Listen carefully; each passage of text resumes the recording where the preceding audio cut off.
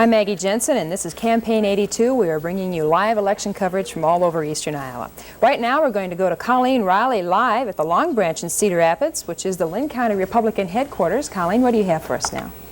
Well, Maggie, we are here, and the Republicans are very enthusiastic. They seem to be doing quite well in some of the state races. And with me is Mary Lenby. She is co-chair of the Linn County Republicans, rather. Almost. Tell me, Mary, I wanted to ask you, I was pretty much a conservative Republican state. However, here in Linn County, it's a majority of the voters are Democratic. Why does that make it a tough job for you to be a Republican here? It makes it a tough job, but it makes it a fun job because it gives us a challenge. And when we have a challenge, we do better, we get better organized, and we work harder. Yeah!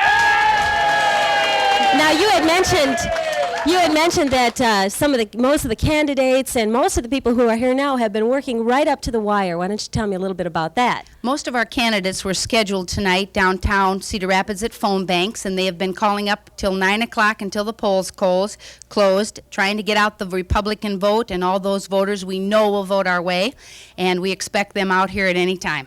Okay, and what do you think about the way these races are going in the state? So far, I'm very pleased.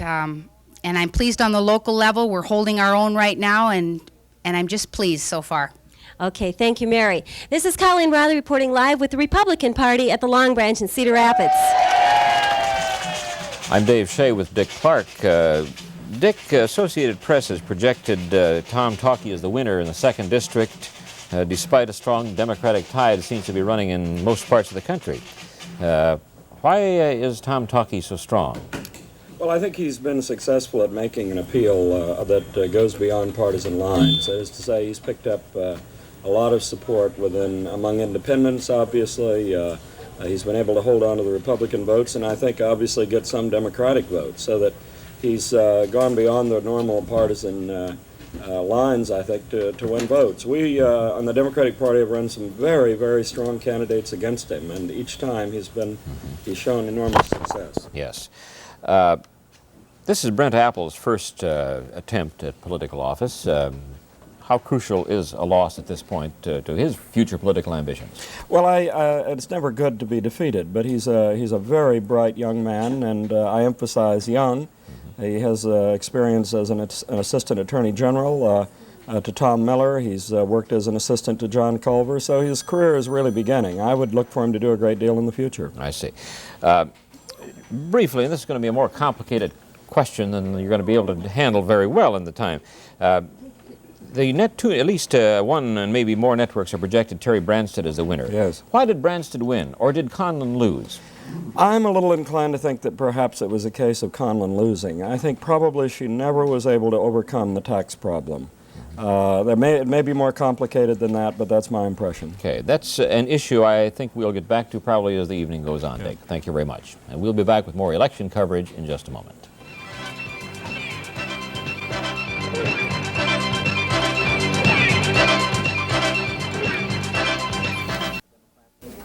Roger Riley's with the Democrats in Waterloo. Let's check in on them and see exactly what they're doing up there. At this moment, there's a rather mood of apprehension here at the Lynn Cutler headquarters as they're closely watching the returns. Recently, a roar went up from the back room here as the returns came across, showing that Lynn was closely behind Cooper Evans. Most of the activity, as far as the Democratic Party is concerned, is going on a few blocks away from here over at the Democratic headquarters. We hope to be over there a little later to show you some of the action that's going on there, as well as Republican headquarters at Ramada Inn in Waterloo. Now back to Cedar Rapids. And we'll be back with more election results in just a moment.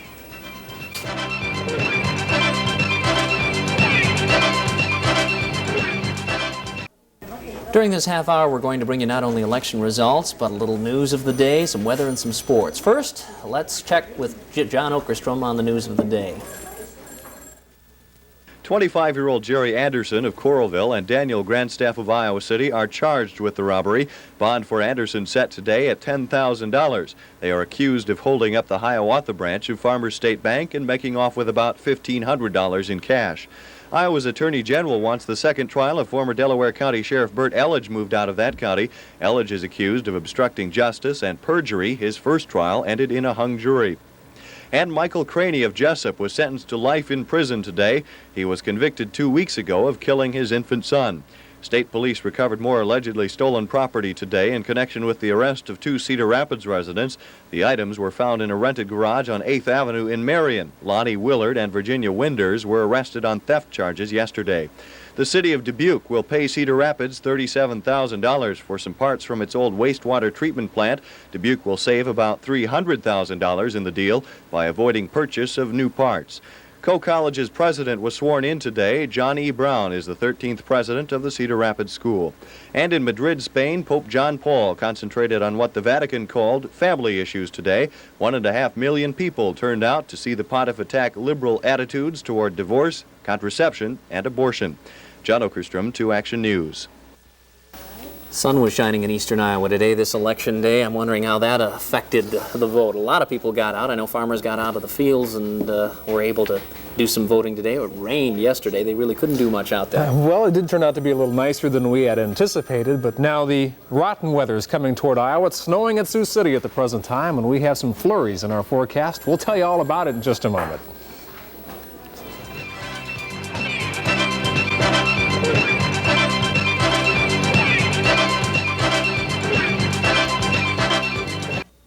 Dave Town's weathercast has the seal of approval of the American Meteorological Society. With nearly 90% of the weather stations in the country reporting in at 10 o'clock, we can say that it's a landslide for winter. That's the way the projections look at 10 o'clock, and with 90% of the stations reporting, we can project a national weather map at 10 o'clock tonight. Here's our next weather system coming in, a large mountainous area of cold Canadian air swooping in right out of Canada, and this will stay with us through much of the week. Also, upper air disturbances moving with this weather system bring us the chance of some rain or snow showers through tomorrow night, and it doesn't look like we'll see too much of any accumulation at all, but snow will probably be flying over Iowa as cold temperatures and an upper air disturbance move through the area. Leading edge of the cold air tonight is in the form of a cold front. This one moved through yesterday, and this has caused some severe weather. Lafayette, Louisiana, a tornado touched down just west of there, causing some damage there. Also, San Antonio, Texas had some large hail rattling some windows, so this area of the country has been quite active. As you check the national radar summary, you can see the whole area of showers and thunderstorms along this cold front tonight. In the east, things are pretty much on the warm side still. The national high temperatures reveal 77 at Pittsburgh today. Atlanta, Georgia having 77 degrees. Miami, Florida 85. And out west, well, in the southwest it's nice with temperatures of 81 at Los Angeles and 82 at Phoenix. But Great Falls, Montana, their high today 42 degrees. Bismarck having 38, so the cold weather is in store for much of the northern section of the country. Here's that national radar summary we were telling you about. The high pressures in this area, so that means more or less very little in the form of rain or snow activity. What you do see here is an area of snow that's showing up in the Dakotas at the present time. Also, we checked the Minneapolis radar. That's detected some snow northwest of Minneapolis. Here's that bright area of showers and thunderstorms across the southern section of the country tonight. National Weather Service radar from Huron, South Dakota. Some of this is ground clutter. Some of it is snow. Sioux Falls is reporting snow at the present time. Also, Sioux City has some rain and snow mixed at the present time. As we check the National Weather Service radar from Waterloo, we have no activity at the present time, but the snow flurry activity would not really show up that well on the weather radar. Here's a check of our 10 o'clock temperatures over the state tonight, and we see 41 is the current temperature at Waterloo and also at Mason City, 43 in Cedar Rapids, 44 at Iowa City, 43 at the Dubuque area. As I mentioned, snow out at Sioux City with 38 degrees. Here's a check of the high temperatures across Iowa today. A normal high should be about 54 or 56 for this time of November. Well, 57 was one of the warmer temperatures, and it was recorded all over the place. Looks like the weather won't be that warm for the next several days. In fact, we're looking for the weather to be kind of in the 40s tomorrow, but falling rapidly as this cold air pounces on the state. Here's a check of the highs and lows over eastern Iowa today, and it turned out to be a real nice day for the elections with the weather in the 50s. We saw some sunshine. Lows this morning weren't that bad either, with the weather in the 30s and the 40s. And when we check the weather forecast tonight, you'll see that things are really going to change as the cold Canadian air pounces down on us. Here's tonight's weather forecast. Looks like this. We will see showers, rain or snow showers through part of the area later on tonight. Temperatures, well, look at those, 28 to 34, and the winds northwest at 20 miles an hour. Again, no accumulations are forecast. For tomorrow, variable cloudiness, and it looks like also a chance of sprinkles or snow flurries. Temperatures 40 to 45. Now those will happen early in the day, followed by falling temperatures.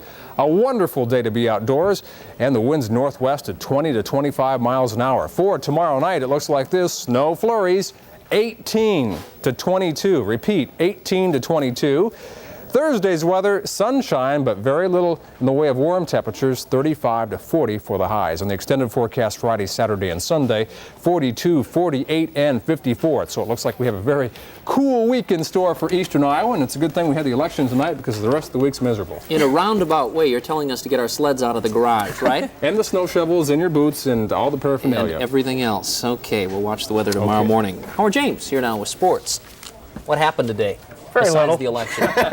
Very little. They're talking again in the NFL strike, and apparently both sides are giving some ground. So maybe they're heading toward a resolution in that. And Hayden Fry gets a little miffed at a Los Angeles reporter. We'll make the connection there in just a moment.